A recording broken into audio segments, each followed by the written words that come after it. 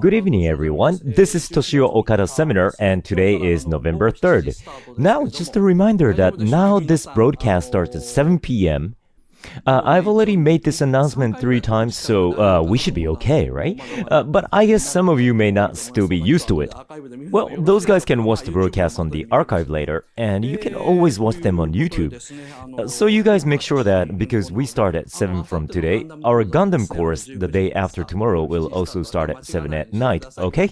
So let's begin. So I'm gonna be talking about Spirited Away today and next week. The theme is deciphering 14 mysteries of Spirited Away. As you can see, the topics are in the order from number 1 to number 14. Oh, I don't know, maybe I'll add some more as I go along. Well, why don't we start from number 1? We have all the way up to number 14. I seriously don't know how many of these we can cover. But for now, I'll just go with my own pace. So, let's begin. Deciphering 14 mysteries of Spirited Away. First, the mystery of the strange world. So, basically, well, my reference is the DVD. I mean, Ghibli's official Blu-ray.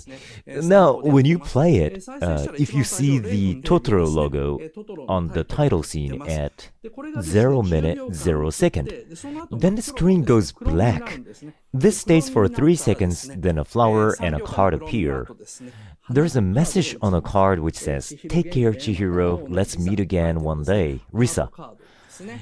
And you see a girl who's looking at a card with a grumpy, well, not grumpy, but rather a motivated look and in a sloppy posture. Then we know she's the main character of the movie, Chihiro, and the movie is located in modern Japan. Chihiro Ogino, a 10-year-old girl in a car with her parents in the beginning of the movie, and they're moving to a new town. So you might wonder where this place is. But then you see a clue. It's Japan National Route 21 in Nakaoka. So we don't know for sure if an area called Nakaoka really exists. Actually, this place is considered to be Kofu. If you take a left on Japan National Route 20, then you head towards Kofu. By the way, this assumption is based on a meticulous research in a blog called Sudare-san's Room. For example, this location that comes out in the beginning of the movie, right here, seems to be National Route. Well, what you are looking at is not exactly Route 20, but it's near the sign. In this picture, do you see a sign that says Green Hill? And there is a facility that looks very much alike. So I think around here is the real location.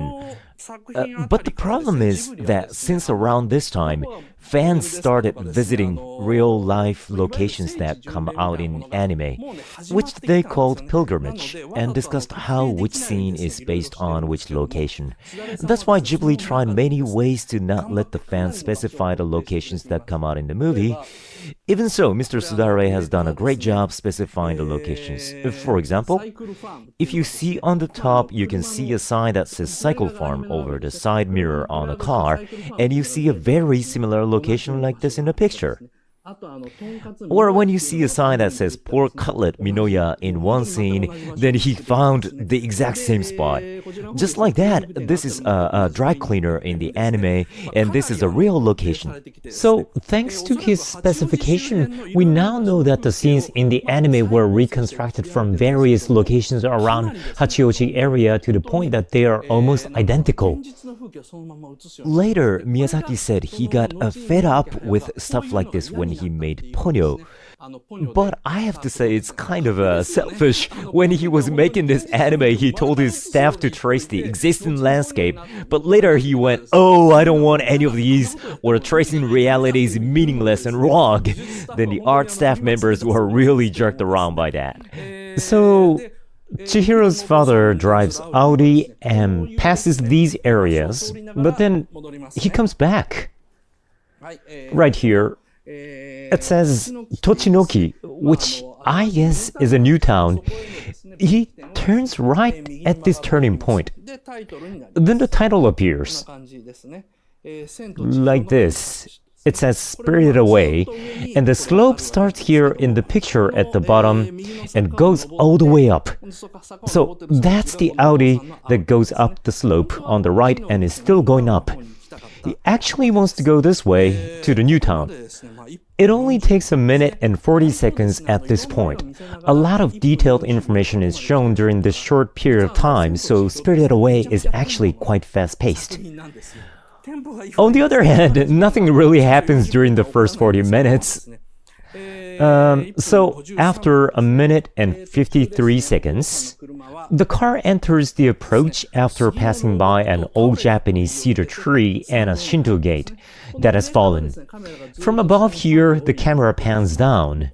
Now, do you see how the trunk of the cedar tree has broken? So have the branches and only a few leaves remain.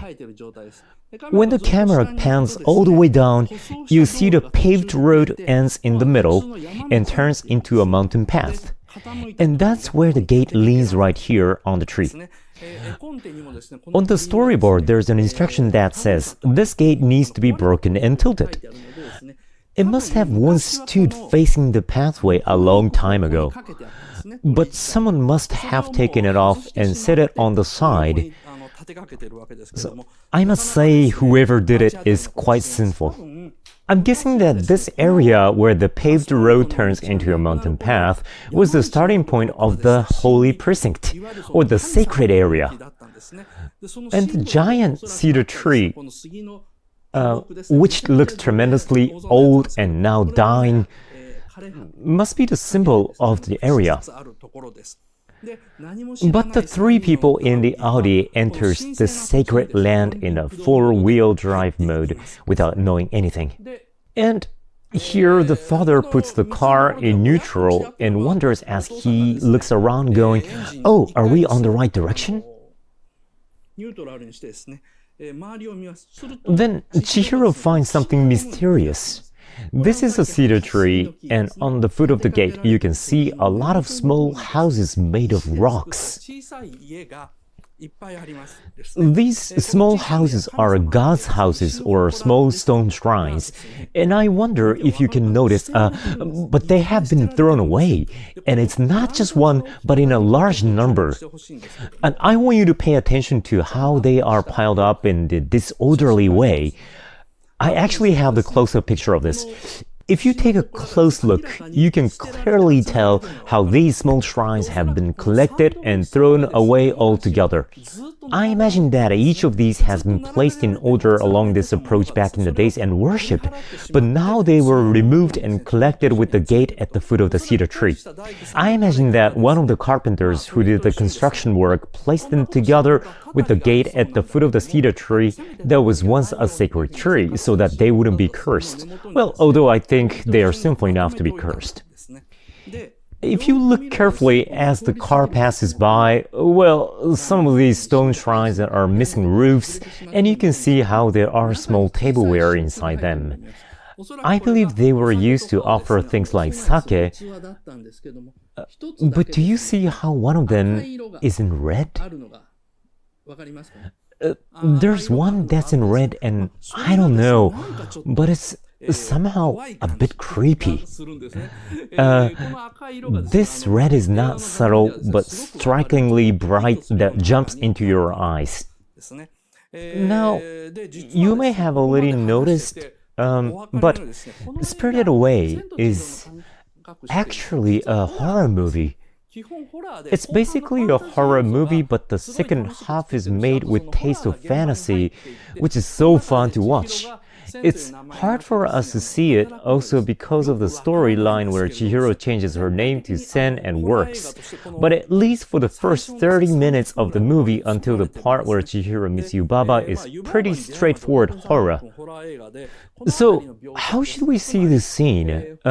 Where an area that was supposed to be sacred is dishonored with the gate removed, God's house is abandoned, and a car with a four-wheel drive carelessly entering inside. Oh, I'm sorry, my tie is crooked. How about this? Well, I'm telling a scary story, so maybe that's why. So the storyline and the depiction here are structured so similarly to a type of Hollywood movie where a family, without knowing, moves into a cursed land owned by Native Americans. As for Chihiro, she has just left her last school but hasn't transferred to a new one. Belonging to nowhere means she's unsettled, like a god without a house. She can enter this mysterious and sacred world because she's put under the same circumstance as the gods who are unsettled as their stone shrines have been destroyed. There's a classic setting in horror movies. That is, you can't enter into a cursed area unless you share something in common with the curse. In this movie, the entire family is unsettled. They're in the middle of moving, plus, well, I'll explain this more next week, but they are in the middle of a family crisis. That's why the three of them somehow look fallen apart, but that's how they also qualify to enter this world. The family crisis part may be a bit hard to understand, so I will explain to you step by step next week. Anyway, that's how they end up entering the God's land by mistake. Okay, here.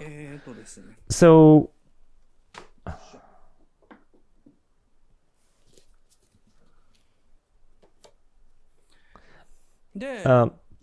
as the car runs through the mountain, the path suddenly turns into a stone pavement. It turns into a stone pavement and the car shakes and rattles. I mean, this is a mountain path.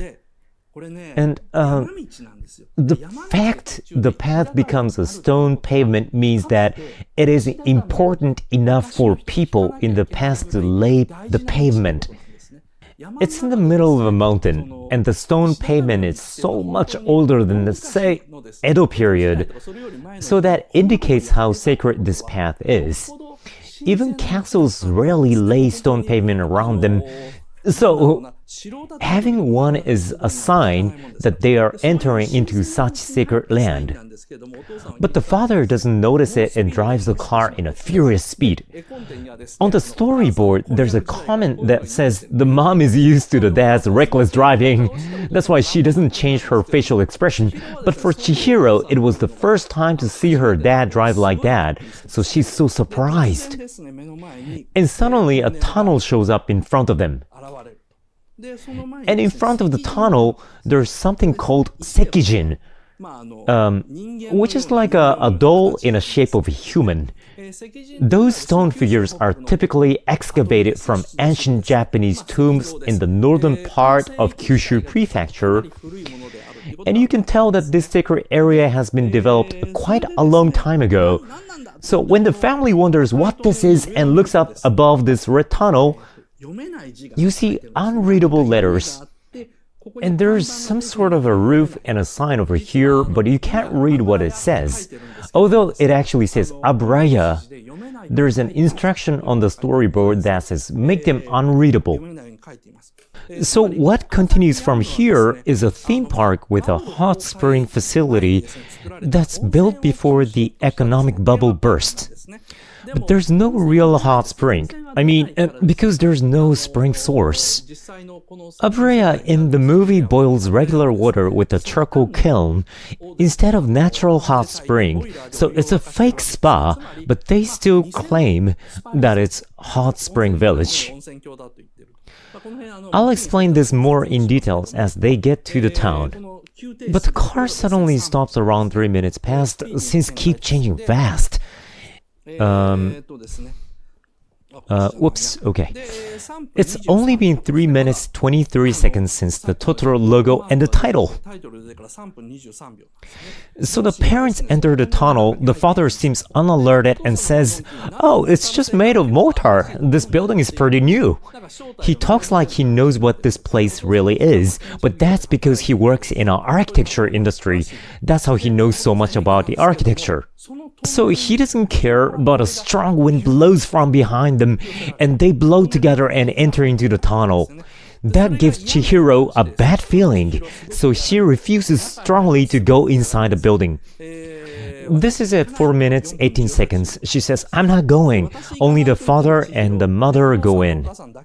But when Chihiro glances at the stone figure, it's actually kind of hard to tell, but the camera zooms into the stone figure extremely slowly. You may notice it more easily if you look at the edge. The lens is closer to the subject in this picture compared to this one. The background flows outward. It's so subtle, but the scene is so carefully depicted with such a slow tracking shot where the camera gets closer to the figure. Chihiro's mind is captivated by it, and she's having a bad feeling. This is only a 2-second cut, so you can't really tell what's going on. By the way, there was originally a setting that this stone figure turns into a frog at night and spouts water from its mouth. But later they omitted the setting thinking that they would be going too far. But there is a scene where another stone figure spouts water from its mouth. So please think the reason why there is a river between the two worlds which prevents Chihiro to cross is because this guy eventually turns into a frog. So that's how they enter the building. Chihiro has a bad feeling, but still she ends up going inside. This is a scene where the father and the mother go inside a tunnel for the first time. The mortar wall is painted in red. This is a scene at the end. This is almost at the last scene. The family is coming back from the other world. Here, you see the same tunnel, but the stone figure has turned it into a mere bollard, and the wall is a stone wall that is covered by trees. They aren't exactly the same tunnels in the beginning and at the end. So before they enter the tunnel, they are already being tricked. They have already entered the other world. So the mysterious world doesn't start when they come out of the tunnel, but before they enter it. Then when exactly do they cross the boundary line? Well, it's probably right when they pass by the small stone shrines that they enter the world of gods. So this is 5 minutes and 53 seconds. When they reach the end of the tunnel, they see a wide plain and an uphill stretching out, which later becomes like an ocean. And there's no one on that plain. This is 6 minutes and 50 seconds. As Chihiro gets worried and says, Mom, I don't want to go, I don't want to go. The mother just says, "Hurry up, Chihiro," but not even wants to look at Chihiro in the eyes. The father and the mother are actually in a good mood. When the mom loses her balance, the dad catches her saying, "Are you okay?" and smile at each other, but they only tell Chihiro to hurry up. This strange. There is a reason why both parents and especially the mother is acting cold to Chihiro, but I will talk more about this next week on the second half. And I'm gonna go in depth on this. It's been said that parents are childlike, like young couples, so they leave Chihiro out, but there's no way, Miyazaki does something so meaningless. I'll talk more about this next week. So after they leave the tunnel at 7 minutes and 38 seconds, they see a very strange scene spread out.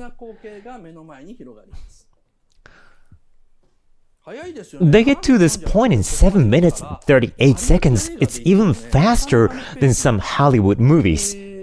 So you see these creepy billboards in the shape of an eye, which remind me of the manga of Yoshiharu Tsuge. Then as the camera pans down, you see the father and the mother and Chiharu. Chisato. No, it's Chihiro. So Chihiro follows up the stairs. I really can't get the name right. So this unmanned entertainment district spreads out. And this area is in between the real world and the illusionary world. So, humans built a bunch of weird buildings to create a theme park in originally sacred area where gods lived, with the money that they earned just before the bursting of the bubble economy. That's how the monsters ended up inhabiting there. Well, Chihiro's father says these are the remains of the bubble economy, but actually, this kind of theme park was everywhere in Japan since Meiji period. So, for example, there used to be an observatory in Asakusa, Tokyo called Fujisan Soranjo. This is the brochure from the back then. They made a miniature of Mount Fuji in Asakusa Roku Entertainment District in Meiji 20th. It was 32 meters tall, so it was pretty tall. And not only that, people could climb it up to the top. There's a picture too.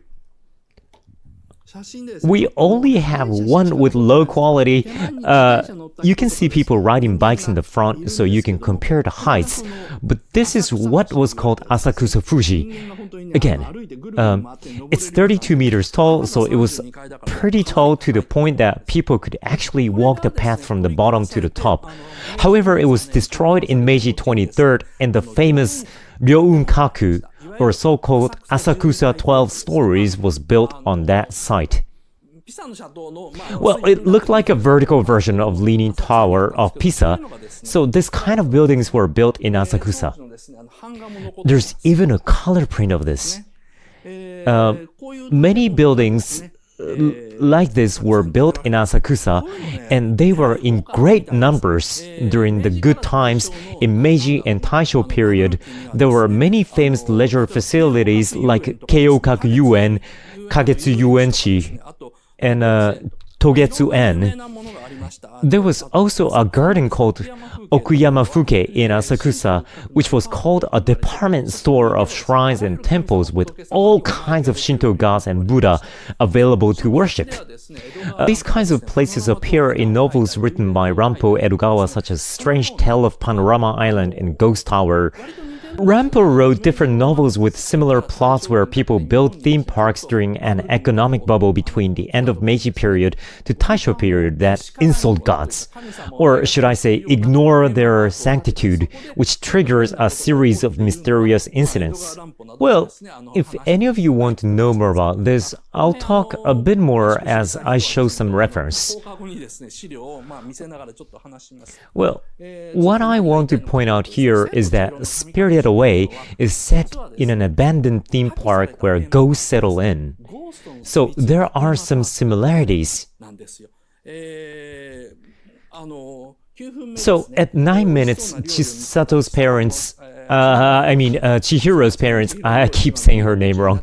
While her parents eat the food feverishly, Chihiro has a bad feeling, so she leaves the parents and walks around the town. So, it's this scene. She's walking the town. An empty downtown extends endlessly. There are lanterns that are later lit up beautifully. What I like here is that composition where Chihiro stands at the corner of the screen. Also, pay attention to where the shadow is. There are the buildings that are right above, or they tilt slightly as the sunlight shines in. These details foreshadow the scary events that happens later, so every detail has a meaning. Chihiro is put on the opposite side of the shadow intentionally to say that it's still right outside and nothing has happened yet, but something will happen soon. And in fact, the story does get scarier and scarier from here and on. So, as she climbs up the stairs, she sees a mysterious building.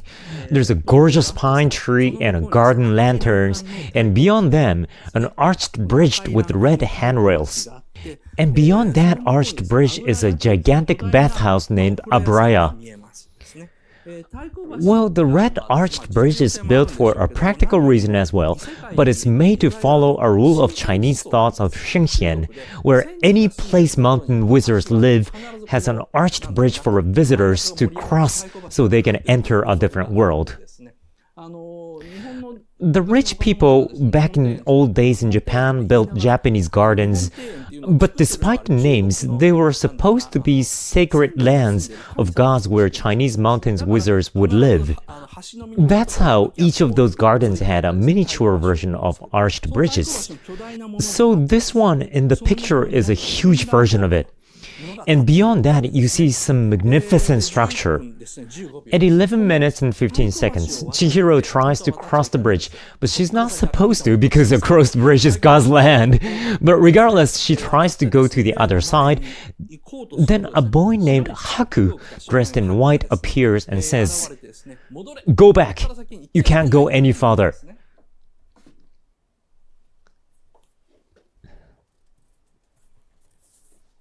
So, this is Haku. He says, "Go back, you can't go," facing and approaching the screen. But then, as you see, the shadow behind Haku extends drastically. So, because the sun is set in a rapid speed, the shadow of the bridge behind him grows so vigorously while Haku talks in a hurry. And his profile becomes more and more red. The red sky is spreading out and the shadow grows horizontally longer and longer. This is what you see in a vampire movie. The scenes is so horrific. The scene also shows how fast time passes in the world Abraya exists in, which is the world of gods and wizards. As you can see from here, it's 10 times faster than the real world. Later, I will explain why 10 times faster, but the whole plot of Spirited Away only takes about 4 days. It's only 3 nights and 4 days in length, but it's about a month long in the real world. Actually, maybe even longer than that. And how fast the time flows in a different world is an important theme, which I will explain next week, so please keep that in mind. For now, let's just remember that the time goes really fast there.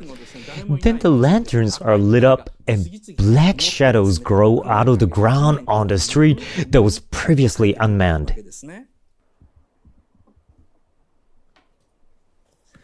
And Chihiro panics and tries to run back to the parents saying, "Dad, Mom!" Then the parents have unnoticeably turned into pigs as a punishment for eating the offering for the gods. On top of that, these numerous black beings that look like ghosts appear in the town that has already darkened. These are so well depicted. The previously empty town is now filled with these black shadows that have silently grown from the ground, and they start wandering around Chihiro. As she decides to leave the parents and runs down the stairs to where she originally came from, she sees more black shadows approaching her.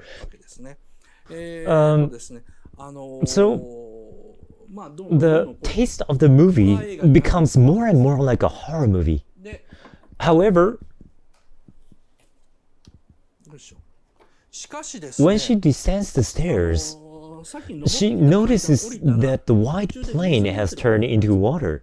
The tunnel which she has walked through is now far away, and there are city lights beyond the tunnel.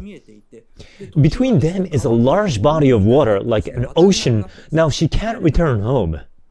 This scene shows hopelessness, but it's also beautiful. It also shows how Miyazaki doesn't just explain things, but rather show them visually. Chihiro says, "It's all lie, disappear, disappear." Then her body starts becoming translucent. Then a tremendously gorgeous and luxurious fairy appears. And from that fairy, a lot of strange monsters come ashore. But Chihiro also sees them through her translucent hands. The scene depicts two different situations. One is that Chihiro is in fear as she realizes her body is vanishing. The other is that through those hands she finds the glimmering fairy. The two circumstances of what is happening to her and around her are being visualized simultaneously in one frame, so I can't say how well this scene is shot. It's not explanatory but more suspenseful, which makes the viewers curious to see what will happen next. The storyboarding in this scene is a true masterwork. Now, when the fairy arrives at the shore, gods come out. Now, it's a characteristic of Japanese gods that they are invisible. They don't possess appearances. I think I've explained this before, but let's take an example of Namahage in Akita Prefecture. People cover their virtual gods with masks and straw capes to pretend that's how they look like, knowing that essentially gods are shapeless. This idea is close to the worshipping of spirits in Southeast Asia. That's why the English title of this movie is Spirited Away. It means that these beings that you see in the movie are closer to spirits and gods. You can't see their bodies, so the only things you can see are the masks that they wear. However, those spirits in the movie become more and more substantial and visible to Chihiro as they come ashore, even though they aren't supposed to be. So this world is in a realm that is between the real world where the humans live and the world of gods. So the monsters come ashore one after another, but Chihiro at this point just think of them as monsters, not gods.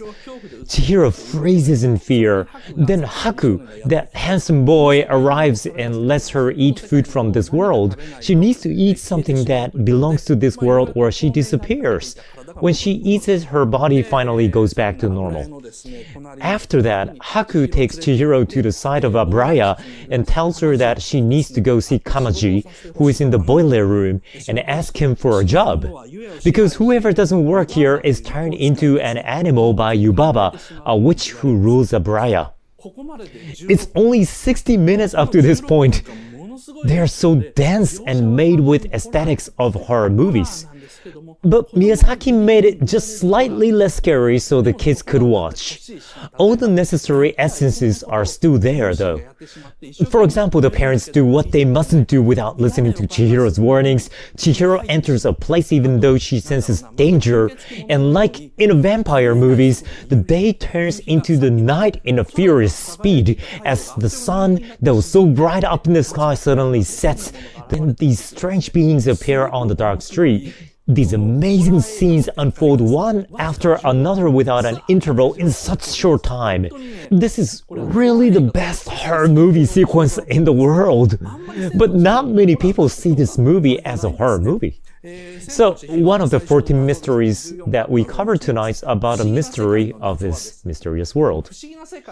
So, what is this world? It's one of the theme parks built by arrogant humans on ancient sacred places during the period of bubble economy. On top of that, this theme park was destroyed and the entire facility was turned into a haunted house.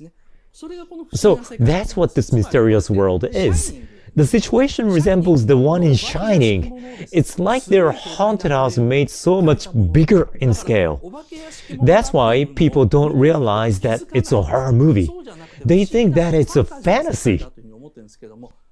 What really makes the intro of this movie so entertaining is that it's got the taste of a horror movie like Shining, with scary scenes and a haunted house, but it's hard to tell because the audience starts sympathizing with the ghost as the story proceeds and the protagonist starts working with them. So the main plot is about a girl who gets stuck in the world and can't get out.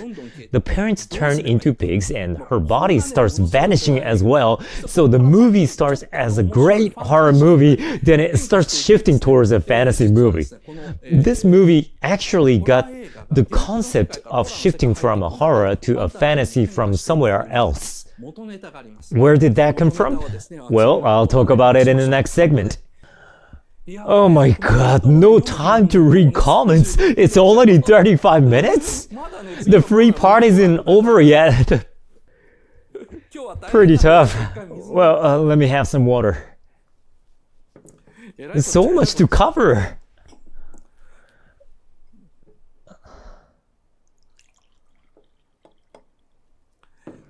So much to cover.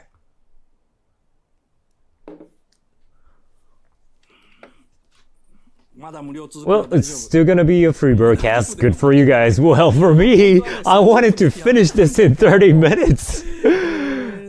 Next, we'll get to the mystery of Yubaba. I definitely wanted to talk about this part during the first half. Yubaba is so misconceived by the regular audience, which just disappoints me, because audience basically understands things through lines. That's how they distinguish good and bad people. To them, Yubaba is bad and cruel, while Zeniba, who Chihiro gets on the train to go meet, good. That happens because the audience only pays attention to what the characters say. I mean, for example, Chihiro hugs her and says, "Thank you, Grandma," so the audience gets tricked. But no way! Zeniba is 100 times scarier than Yubaba, which I'll talk more next week. Yubaba is a witch, which makes her originally a human. Well, she has a huge face and also transforms into a bird, but those are her magics.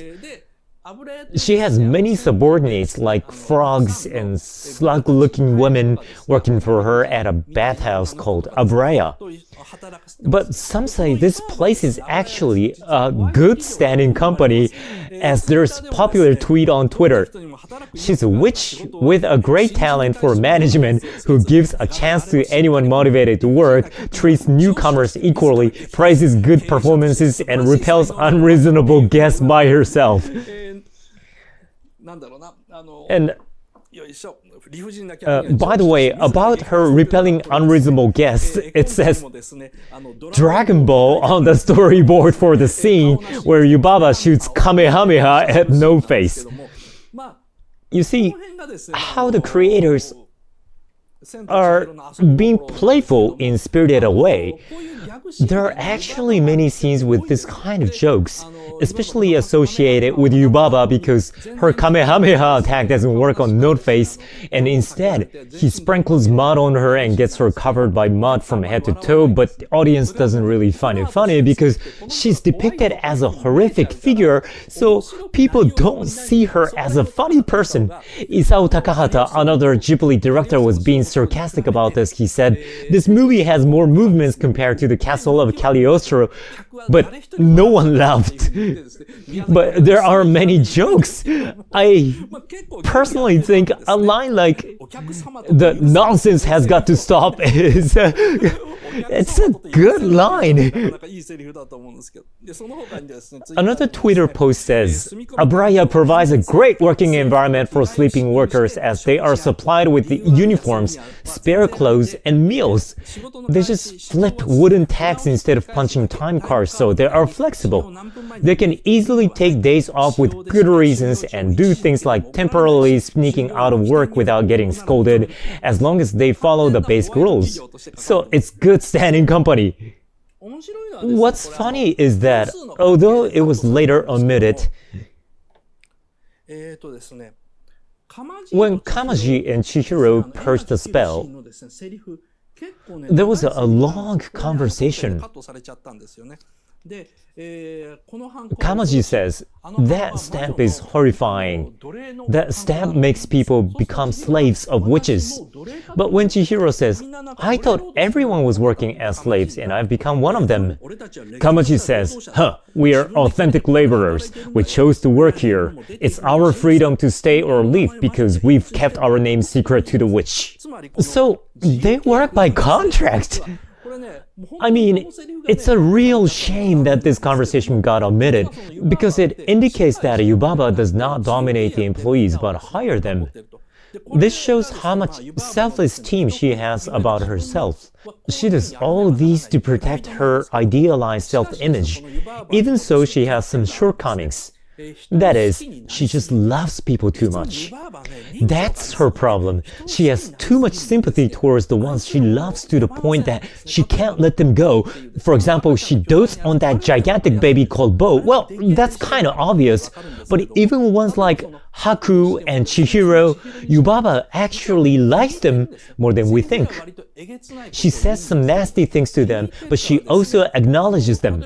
For example, Chihiro goes to see Zeniba and apologizes to her. But when Yubaba finds that out, she becomes furious and says, "What?" And then goes, "Kill her parents, kill and eat those pigs." But that's basically because she has too much love towards her. Once she likes them, she can't let them leave her. If they do, she can't accept it. Meanwhile, she says Haku is useless. Once he's injured and tells her subordinates to throw him away, but there's a reason for that. She actually loves whoever is capable and beneficial for her, but once they are no longer useful or they leave her, she suddenly hates them extremely or tries to get rid of them. That's what kind of person she is. She's actually too human. She's not beautiful for sure, but she's lovable. Well, then where do those employees originally come from? Like those ladies looking like frogs? There are different contradictory settings about this movie. For example, one setting says that frogs or slugs turn into humans while another one says the other way around. That's because Miyazaki told different settings every time he spoke to the animators. So there's no one officially consistent setting. One thing to note is that Yubaba employs frogs and slugs. They originally had the same name in Japan back in the days. There's a field of study in natural history in ancient Japan called Honsogaku, or herbalism. It's spelled Hon, meaning real, and So, meaning grass, and Gaku, which means to learn. In this field, creatures are categorized into humans, beasts, birds, and fish. But all living things except humans, beasts, birds, and fish are considered bugs. So, for example, snakes are considered bugs. Because of that, there is a type of snakes called mamushi that has the word mushi or insect in its name. So any small-sized animals are categorized as bugs, such as lizards or spiders. So Yubaba is a person who loves bugs. She's like a princess who loves bugs. In one word, that's Nausicaa. Yubaba is a person like Nausicaa, but not only that, she treats her colleagues equally and respects contracts, which also makes her Lady Eboshi. So Yubaba is a tyrant version of Eboshi from Princess Mononoke. She was originally like Nausicaa, but as she grew, she had to start making rules for the community and keep them. It worked while everyone was equal, or while she was still young. But as she got older, some sort of passion, which she managed to control when she was younger, went out of control, which turned her into a tyrant. That's why I say Yubaba is the tyrant version of Eboshi. I'm guessing that Yubaba was once more intelligent and humane, but now she got obsessed with the people or treasures she fell in love with, then eventually lost humanity that she used to have, then started being hated or feared. Or you can say that she's the future of Dola from Castle in the Sky. But above all, Yubaba is probably the reflection of how Miyazaki sees Toshio Suzuki, the Ghibli producer. Or maybe she's Miyazaki himself, because they're both famous for patronizing their staff they like, but acting cold to those who leave them. Now, let's finish up the mystery of Yubaba.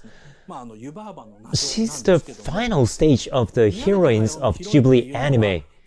Miyazaki usually portrays his heroines as good girls like Shita when they are young, but they eventually start having inner passions like Nausicaa, then becomes a good leader like Eboshi, then a greedy woman like Dora, then finally ends up becoming a tyrant like Yubaba who can't control her own desires and love towards her people. These are the images of the heroines in Miyazaki's films, and they're connected in a cycle. We think if they're young, then they stay young eternally. For example, Sheeta is always the same Sheeta, and Clarice is always the same Clarice. But in Miyazaki's minds, his characters always grow. That's why they age. That's how Miyazaki often says that in Princess Mononoke, My Neighbor Totoro, Satsuki and Mei are already over 30 years old. So they're old ladies now. But it's interesting to know how the characters evolve like this. Yubaba has a strong sense of justice and takes good care of her people. When she goes to extreme though, she starts loving them or relying on them too much, then she ends up being skeptical about them. Then she feels lonely, then eventually turns into a tyrant. So that's the evolution theory of heroines to Miyazaki. I've talked for 45 minutes. The free part ends here. Let's go to the questionnaire. In the second half, I think we can do 2 more of the 14 mysteries. But doing all 14 in 2 weeks, I think it's going to be tough. Next week, I'll talk about how Spirited Away can be very scary. The last half of the 14 mysteries are going to be a bit scary. We'll get to that next week and talk about Zeniba, Haku, and finally, I'll explain why Haku says don't look back. It's quite astonishing. Now, can I see the results? Okay, thank you. So, yeah, it's gonna get pretty scary. Well, okay, now let's... Oh wait, I just saw someone write on a comment, prostitute theory or a whorehouse theory. Well, I'll talk about that next week. Well, what I can tell you right now is that I think those are fake theories fabricated by Miyazaki, who thought by leaking theories like that, then the critics would be misled into thinking, oh, Abraya is like a brothel. In fact, Miyazaki was correct about how so many people got tricked by him. But there's no way that he talks about a theme so easily if he really had that as the real theme for his work. Well, I'll probably talk more about that next week. How about that? So, now, let's finish the free broadcast. Please switch to the limited part now.